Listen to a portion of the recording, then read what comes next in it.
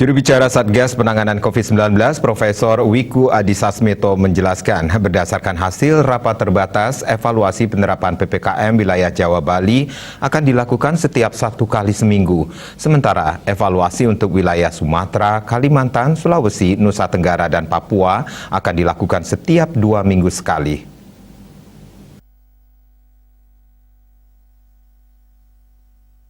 Dalam keterangan pers perkembangan penanganan COVID-19 di Geraha BNPB, juru bicara Satgas Penanganan COVID-19 Profesor Wiku Adhisa Smito menyampaikan perubahan kebijakan yang dilakukan pemerintah merupakan bentuk kehati-hatian agar masyarakat tetap aman, yang disertai pemberian peluang agar masyarakat tetap produktif.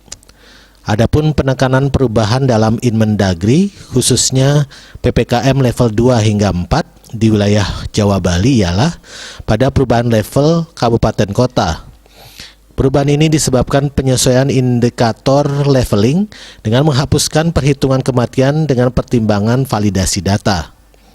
Untuk restoran, rumah makan atau kafe di ruang terbuka diizinkan beroperasi dengan pembatasan kapasitas, jam operasional dan rincian protokol kesehatan yang sama pada daerah level 3 dan 4 dan dilonggarkan pada daerah level 2. Untuk kota-kota besar Jawa Bali dengan level 4 seperti DKI Jakarta, Bandung, Semarang, dan Surabaya akan dilakukan uji coba penerapan protokol kesehatan yang ketat. Penerapan pada pusat perbelanjaan, mal atau pusat perdagangan dengan pembatasan kapasitas, jam operasional dan kriteria pengunjung sebagaimana yang diterapkan pada daerah level 3 lainnya. Lalu tempat ibadah mulai dibuka dengan pembatasan kapasitas serta penambahan pengaturan pendidikan di sekolah luar biasa SLB khusus daerah level 2 dan 3 dengan pembatasan kapasitas dan rincian protokol kesehatan. Khusus PPKM level 4 non-Jawa Bali, industri ekspor dapat beroperasi 100% dengan penerapan protokol kesehatan yang ketat, namun harus adaptif melakukan penutupan selama 5 hari ke depan jika ditemukan klaster kasus. Kemudian tempat ibadah dibuka dengan pembatasan kapasitas, serta terdapat penyesuaian angka testing untuk lebih adaptif dengan perkembangan positivity rate.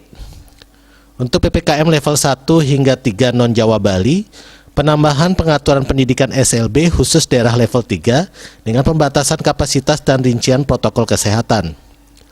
Lalu kapasitas perkantoran ditambah pada zona kuning di daerah level 2. Sektor industri daerah level 3 dapat beroperasi 100% dengan penerapan protokol kesehatan ketat, namun harus adaptif melakukan penutupan jika ditemukan klaster kasus selama 5 hari ke depan. Selanjutnya, pengaturan rumah makan atau kafe skala kecil di daerah level 3, serta yang berdiri sendiri maupun di dalam mal daerah level 2 dengan pembatasan kapasitas dan penerapan rincian protokol kesehatan. Pengaturan tempat ibadah dengan pembatasan kapasitas dan terdapat penyesuaian angka testing untuk lebih adaptif dengan perkembangan positivity rate. Kepada kepala daerah diminta untuk segera menindaklanjuti instruksi Mendagri tersebut dengan berkoordinasi bersama Forkompinda sehingga penerapan PPKM di wilayahnya dapat berjalan dengan efektif dan mampu terus menekan jumlah kasus COVID-19. Mengingat PPKM level 4, 3, 2 masih berlaku hingga 16 Agustus 2021, maka penting untuk terus mengevaluasi perkembangan kasus COVID-19 setiap minggunya agar kita dapat sama-sama memantau kesiapan kita menuju pembukaan secara bertahap. Agung Darmada, Bali Pos melaporkan.